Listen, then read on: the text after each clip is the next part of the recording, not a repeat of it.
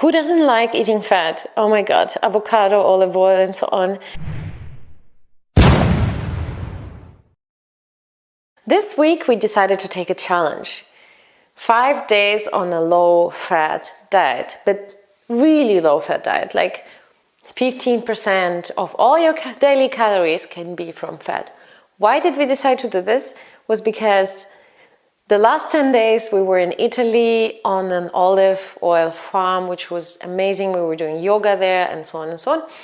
But we were eating olive oil all the time, every single day, just eating olive oil from the plate. When we came back to Berlin, we wanted to get back into our routine. And then I decided to try this low-fat, plant-based diet for 5 days because I've read several studies that I'm going to link down below where people were put on a diet which only consisted of 15% of fat maximum. The cool thing about it is that they could eat as much as they want from all the other food. So basically they didn't have to do portion control, and they could just eat as much as they wanted. And I thought, okay, let's try it. Let's just track the fat, but still eat until we are full. Without further ado, let's look at the shopping that we did for these 5 days to see what kind of food we're gonna eat. Let's just go through the whole foods first, because if you eat whole foods, the chances of you overeating fat is quite low. Here are some grapes. This is 2 kilos of grapes. Why? Because since we are not eating sugar, we really eat a lot of fruit. So here you also have banana and mango and melon. Do we have any other fruits? Yeah, and a bunch of kiwis. And many people try to avoid fruit when they want to lose weight because of the sugar, but actually they have tested 2 different groups. One group was removing sugar from their diet completely, also removing fruits. And another group was removing just added sugar, but kept the natural fruits. And the group who ate the fruits actually lost more weight. That's why we continue to eat fruit, and we eat a lot of it. But also vegetables. So let's look what we have here. So this is mushrooms, broccoli, some tomatoes, zucchini, paprika, spinach, coriander. Coriander goes really well with some lime and tomatoes. It's a really good side dish. And we have ingredients to cook some bean stews. So I have here kidney beans, black beans, some chickpeas, and as well as white beans here. And of course we have some healthy carbs such as sweet potatoes, quinoa, which is also a big source of protein, but also it has quite a lot of fat in it. I was quite surprised. Yeah, per 100 gram it has 6 grams of fat. I mean, it's not massive, but it's more than, for example, beans, because beans 0.5 gram of fat here. Yeah, then I have some olives. It's a treat because it has a lot of fat in 100 grams. It's actually 22 grams. But if your daily ratio of fat is 15% of your calorie intake, then for me it would mean I could eat 15 grams of fat, so I could eat a few olives. And then we have this Alpro cooking, which has 14 grams of fat. So if you add it to pasta sauce, for example, and if you split it by 4, let's say you eat 4 portions, then per portion it would be not that much in the end. And we have tofu. Why? Because tofu is a good source of omega-6 and omega-3 and omega-6. And then we have some whole grains. Important to eat whole grains and not white pasta. If you want to know more about this, watch my video about pasta. Okay, so this is how our shopping looks like, and let's see how we manage to keep it low fat with this food. I think it's going to be relatively easy. And because I wanted to make this experiment really as clean as possible, I needed to track everything we eat, which I usually never do, and I don't like doing this. But for the sake of the experiment, I tracked everything in chronometer. So we're going to look at this. We started the day with coffee as usual because we usually do not eat until like 11 or 12. My first coffee was black. However, then I drank my favorite cappuccino with Oatly, but look out for their barista edition because it has a lot of added oil in it. Therefore, when I drink cappuccino, I take the cappuccino with oat drink classic from Oatly because it doesn't have any added oil or added fat in it. It just has 0.5 grams of fat per 100 milliliters, which is the same amount of fat that you have in 1 cup of frozen blueberries. So it's okay. Around 11, we started to get hungry, so I cooked some brown lentils and quinoa. And I know it sounds really boring, but this is because we were waiting for supermarket food delivery, and that's the only food I actually had. But actually, it was quite nice. To my surprise, the portion of quinoa contained 4.3 grams of fat already, because quinoa is not a grain but a seed. After our lunch, the food got finally delivered. We each ate half a kilo of grapes because we really wanted to eat something sweet. And we do not eat sugar during the week, meaning no food with added sugar, but fresh fruit is something else. To my surprise, the 500 grams of grapes had as much fat in them as a cup of lentils. I actually didn't expect that. That almost every food contains fat. It's crazy. This is the funny part about tracking everything in chronometer, because you really learn a lot about food that you didn't know. For dinner, I made a much nicer meal consisting of lentils and quinoa, mushrooms, fresh coriander, Roma tomatoes, spinach, and broccoli. And I knew that we would have our fat craving after dinner, or I mean, I didn't know, but I assumed that we would. So I made a sauce based on 1 cup of raw cashews that were soaked in water for an hour and then blended into a sauce with some nutritional yeast and garlic.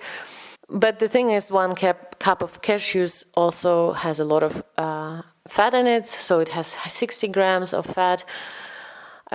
Which of course meant that we couldn't eat the whole thing I made. So we separated into 2 portions. So I calculated that 1/4 cup of the sauce would account approximately to 15 grams of fat. So basically I only ate that much for dinner. And after dinner, we each ate a half a melon. And again, because we eat fruit without any limitation. So if you summarize the first day, you can see that I have managed to keep within my 30-gram fat limit. So I only consumed 27 grams of fat. What I was surprised about is that I only consumed 1,789 calories. My goal was not to consume a low calorie. My goal was to just focus on the fat, on the grams of fat. And I ate really a lot of carbs and protein. However, the amount of calories I consumed was only 1,800. Usually I consume much more than that, like 2,000 or more. This is due to the fact that protein and carbohydrates both have only 4 calories per gram, while fat has more than twice the calories, so it's actually 9 calories per gram. What's interesting is that the fat is readily stored as body fat with an efficiency of 95%. In contrast, carbohydrates in excess of our immediate needs are not readily stored as fat. This is quotes from the book from Dr. Greger, How Not to Diet. Because of this, I was curious to test this method. And I must say I'm quite surprised. My boyfriend, however, he could eat 45 grams of fat, so he had to compensate for the lack of fat by calculating how many olives he can eat. 1, 2, 3, 4, 5, 6, 7, 8, 9, 10, 12. Okay. How much is that? 7. It's 8 grams. Yeah, the most caloric fat was from cashews and olives. Interesting. It's interesting. I thought to understand Ja, det Konzept. Okay, so on the second day of our low-fat diet, something happened that was not planned. As you can imagine, for the 5 days of eating, I had to cook everything at home, because if you eat outside, you cannot control the amount of fat that is added to the food. Therefore, I was cooking every lunch and every dinner. But then on Tuesday, on the second day, I was cooking just after work and doing my vegetables and the beans and so on. And then I got a notification in my calendar that we have booked tickets for James Bond, and it starts in 1 hour. So it meant that I was not able to finish cooking and eat and go to the theater and so on. So we had to make a choice, either not to go to the theater, and this would be money wasted because we already bought the tickets, or we just run out of the house, go to the theater, eat a falafel in the nearby kebab shop, and kind of accept the fact that this is not a low-fat meal. After some consideration, that's what we did. Okay, so life happens, and that's normal that life happens, and you want to do good, and then, there's exceptions. So this is why this falafel, it's hard to really judge how much fat there was in it, but I would assume probably like 1,000 calories with probably 60 to 80 grams of fat. So it exceeds the norm. Anyway, but hey, other days we were eating just as we planned. So even there was a hiccup on the second day, the rest of the day, like in the morning and lunch, we actually ate very well. For breakfast, I made some steel cut oats with some chia seeds, because I wanted to compensate for the lack of omega 6 and omega 3 the previous day, which amounted to like 500 calories and 8.8 grams of fat. And then for lunch, I again added some walnuts and some tofu to compensate for the omega 3 and omega 6 lack the previous day. So as you can see, actually it gives us the daily value here. And then we had some lentils left from before, and some of the sauce I made the dinner the night before. And I baked some sweet potatoes as well, which do not contain actually almost any fat at all. So overall, breakfast and lunch was great, except the dinner when we ate the falafel. So let's look at the third day now. So on day 3, we went to our good habits. I cooked finally this big pot of food that I was cooking the night before, and then I couldn't finish it because of the movie. I made a lot of beans too. So it was quinoa, kidney beans, white beans, lentils, zucchini, pepper, onion and garlic, and one portion amounted to 450 calories and actually only 2.8 grams of fat. And in the evening, we really felt like pasta. So pesto, but then we saw that the pesto has, of course, a lot of oil in it, like crazy amount of fat. So we couldn't do it. And instead, I just made my own pasta sauce without oil and with very little fat. Right. And so this pasta amounted to about 14 grams of fat, because I added some Alpro soy for cooking, and this is what made it creamy. But our overall daily consumption of fat didn't exceed the expected 22 grams. And again, I ate really a lot that day, and I felt very full, and I couldn't eat anymore. And as you can see, the amount of calories I ate was really little. So by day 4 and 5, we kind of figured it out that if we don't eat nuts and we don't eat olive oil and olives and basically plant food that contains a lot of fat, also coconut milk, then it's actually quite easy to eat as much as you want and not exceed your 15% of daily calories from fat. So the next day I just added some spinach into the leftover pasta and some mushrooms and finished it.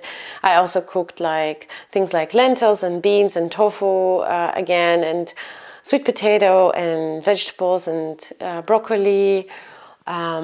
So it was actually quite easy to cook because you just needed to remember to cook with water or bouillon. And yes, we basically finished the last 2 days without any problems. We did have to, of course, calculate if we ever had to eat an avocado or nuts, we had to measure that, but all the other food, we didn't have to measure that much.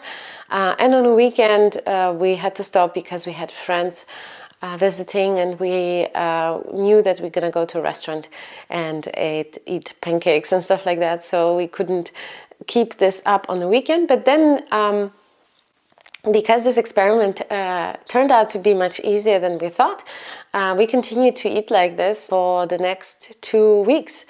So during the week, Monday to Friday, we eat low fat, and during the weekend we just eat with friends, so it's hard to calculate. So overall, this experiment actually was much easier than I thought, and I didn't expect that I would not have fat craving. The biggest surprise to me was that the amount of calories consumed was very low, even though this was not the goal. So now I understand why people lose weight on a low-fat diet, because they can eat as much as they want until they're full, and the caloric intake still remains quite low. So if you like this video, give it a thumbs up, and let me know in the comments if you've tried to eat low-fat and what your results were. Bye!